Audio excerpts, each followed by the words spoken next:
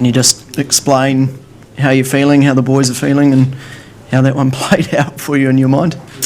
Yeah, obviously a brilliant fighting effort from our guys on what was another tough surface, and sort of required that mentality, and it was really important that we were prepared to do that and stay in the game for a long time. We all know the class side that India are. At the halfway stage, we sort of wanted 240, 250, and we knew that we'd be competitive if we got that, because the surface played the way it did. But then to have the start with the ball that we had was an outstanding way to try and kick things off and try and get into a position of strength. And I thought the way the bowlers and the fielders operated throughout on a big field, on a surface which they had to adapt differently again, was a great effort. Yeah. Kane, Virat said a little while back that India lost in about 45 minutes of bad cricket. Was that also your assessment, that at 24 for 4, probably you had won the game? I mean, it's very hard to know exactly, but naturally when you find yourself in that position, it's a great starting point from our perspective in terms of perhaps getting ahead of the game, because the rebuilding phase becomes a lot more tricky. So it was a brilliant start for us with the ball, and I guess on the other side of that coin, India wouldn't have been as happy with that start, but there were some good deliveries in there, which sometimes take the edge and sometimes don't. And today they did for us, and it did put us in a good position. Kane, can you just take us through the Guptill run-out scenario with Dhoni, because that seems to have been the pivotal moment in the match? Yeah, I mean, I think we all know that the game is a fine line in a number of ways, but that run-out was significant. We've seen Dhoni finish games from those similar positions on a number of occasions. It was a tough surface, so nothing promised, but naturally to dismiss Dhoni in whatever fashion is extremely important. But for a direct hit run-out, very, very similar to Jadeja's, I think, was a big moment in the game. Kane, what was going through your mind when you were standing under that catch from Jadeja? Did you feel like that was the other game-changing moment? Just to watch the ball and catch it, which was nice that it stuck. Look, we did believe on that surface that we would get opportunities, especially when they were going hard, but the innings that Jadeja played, it was like he was playing on a different wicket, really. He timed the ball beautifully well. He was very, very clear in how he operated in that partnership with Dhoni.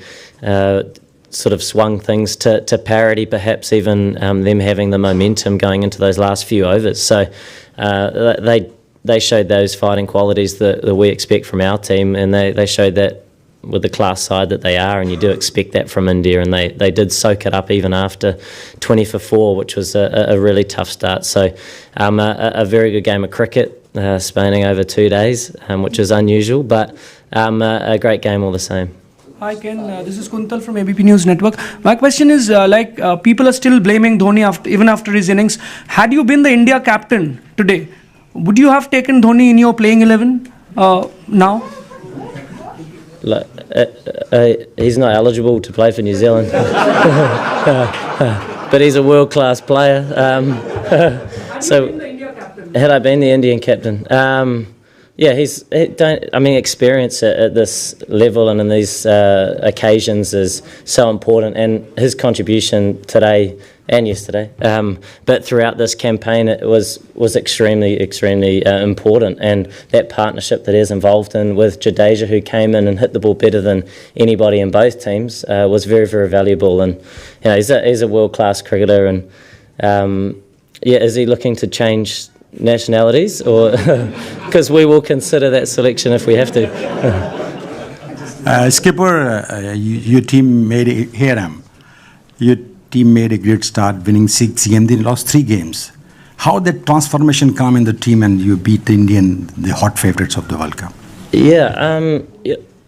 There's so much more to winning and losing, and I think it's really, really important that as a side you identify parts of matches where you may have not done things that well, and parts that perhaps were out of your control that went the way of the opposition, and try and look at it for what it is, and move away from that game with a bit of clarity, and so you're not too perhaps scarred or dented from just what the result was. And a couple of those games that we lost, I think we were able to look at them like that throughout this whole tournament. The surfaces have been challenging. They've been variable throughout the game, and at times have changed within the 100 overs that are available for a match. So it's trying to see it for what it is, and then move on and be really clear with how you want to operate in the next game.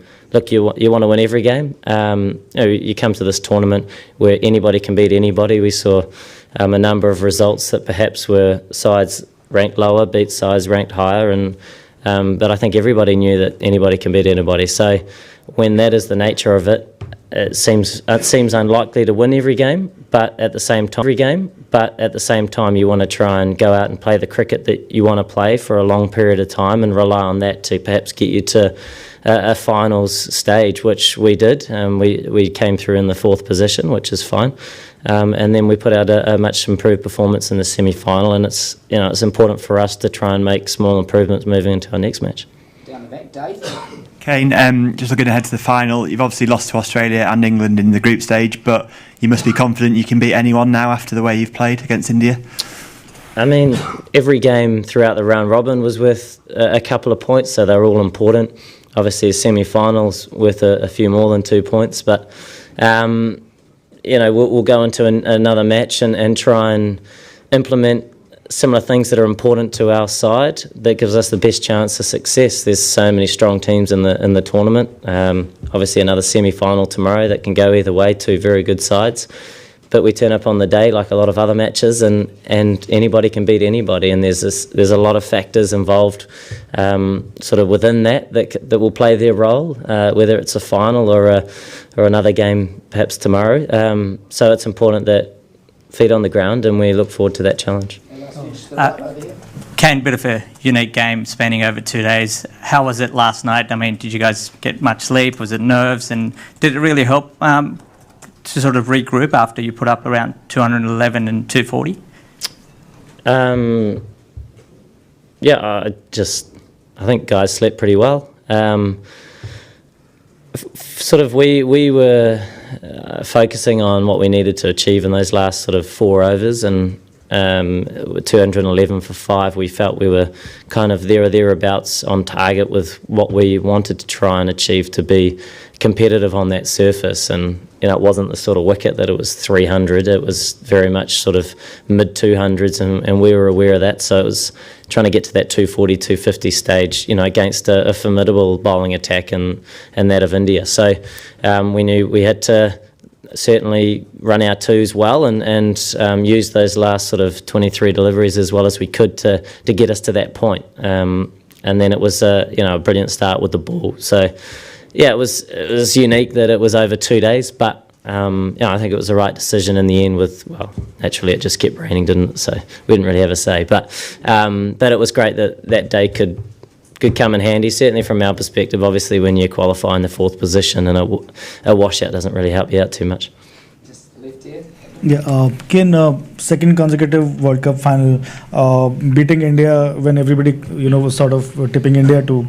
So, do you think, what does it mean for cricket's profile in New Zealand? I mean, rugby is the number 1 sport. So, I don't think it'll change the number 1 sport, but I'm sure people back home are pretty excited, and another great opportunity to play in a World Cup final is something that's rare. Obviously, only every sort of 4 years do you get the opportunity to play in a World Cup, let alone make a final. So a special moment, but at the same time we sort of just want to reflect on the good things we did in this match and the things we want to improve on, and try and treat it in a similar respect. So we go into that game and we need to go in and play our best cricket, and what happens sort of in and around that is kind of out of our control.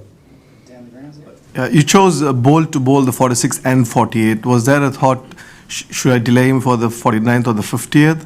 And how tough was the decision for you as a captain? And secondly, when you're taking under those catches, does any thought pop in your head at all? Or attention? What's the feeling? What exactly happened when the ball is up? What were you thinking, if at all? Yeah, I suppose you're fairly engaged in the game, so you're kind of watching the ball and you're sort of trying to move the field, and I guess that's the nature of the role as captain. But yeah, look, someone like Trent, obviously a world-class bowler for us. We're trying to use his death overs as well as we could to try and either push the run rate up to a point that it would be more challenging, perhaps hitting to a longer side in those later overs, or B, or I might have got those the wrong way round, but try and dismiss the guys that were batting at the time, Jadeja and Dhoni, who we know can hit the ball a long way and can win games from that position. So trying to use your resources slightly earlier, I think, was a good move. Obviously proved to be an important part of the match, but you never know who's going to pick up the wickets. But then, yeah, in terms of the catches, it was just trying to watch the ball and catch it. Oh, yeah, I can't remember, sorry. Yeah, I don't know, just someone goes, catch it, and it's sort of, it's above me, so it must be mine. Kia ora, Kane. Congratulations. Since the last match against England, your captaincy has copped a lot of criticism. So what do you think a place in the grand final does for the tone of those comments? And what were conversations like with you and other players around the pitch, especially in those vital moments? Yeah, I sort of don't really know much about the first part of that question, but I guess as a captain of our side, we try and operate in the best way we can to give ourselves the best chance of success, and it's sort of hard to control what other people say, but we're enjoying our cricket and we're looking forward to the next game, which is the final, which is a really exciting opportunity. And the second part of your question, sorry, what did you say? It was, what were conversations like in the drink breaks and things like that with your players in those, especially in those critical positions?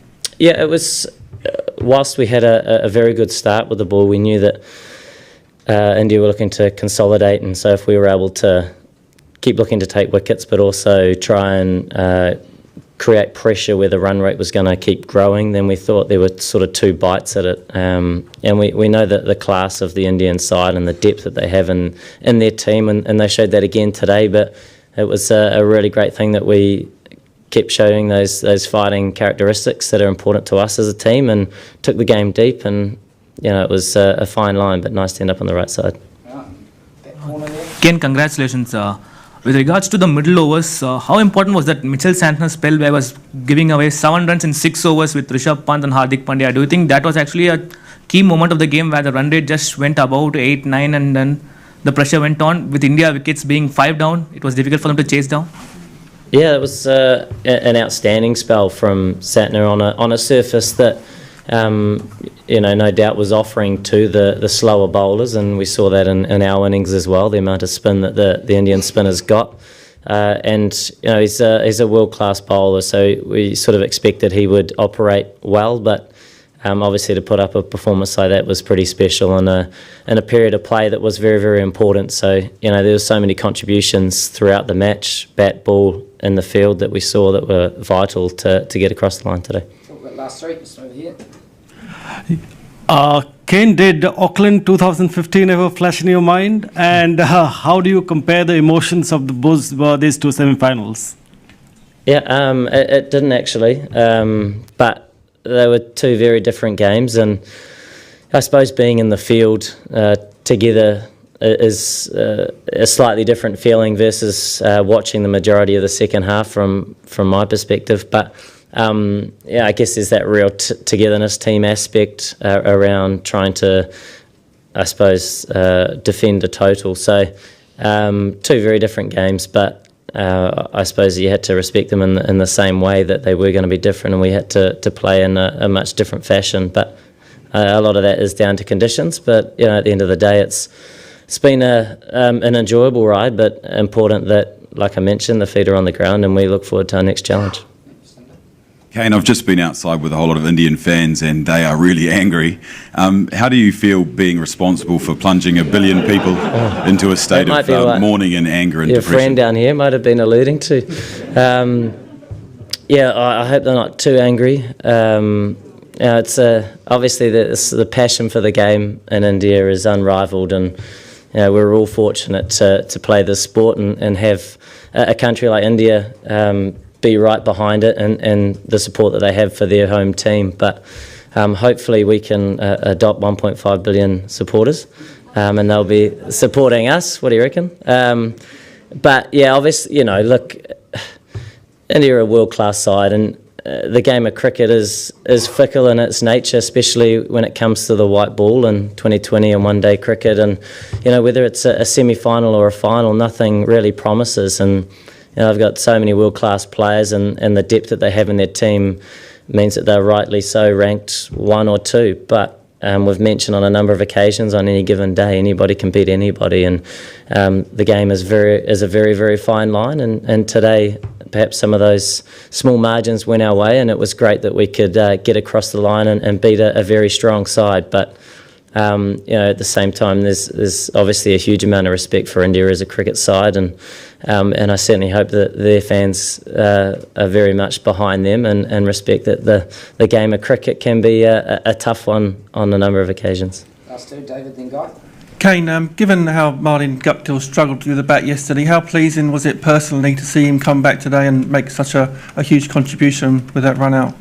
Yeah, that was. I mean, he's probably the only man on the pitch that could perhaps create that run out. So contributions can come in so many different ways, and I think we've seen on the fielding charts he's been right up there, and for him to do that and pull off what was a significant turning point in the match was special, and obviously a great thing for our team. Guy, last one. What's the situation with Henry Nicholls? I don't think he came out to field at all, and if he would have had to bat today, would he have been able to?